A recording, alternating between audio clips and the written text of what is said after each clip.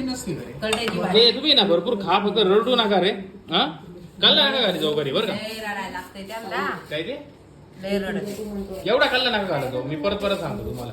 हा ब्रश नवीन आहे का तुझा? नवीन ब्रश आणलाय. जुना ब्रश कोणत्या दुकानात भेटतो सांग बरं. अरे त्याला तुला होता ना पण. आपण मग नाही ना वापरत तो. नाही नाही. तसं टीव्हीला बिग बॉस चालू आहे. लागलं त्या दिवशी. मस्त आणखी चांगलं. इथे ज्वारीची भाकर आहे. कालवण काय बनवलेलं आहे? करड्याची भाजी. करडईची भाजी, ज्वारीची भाकर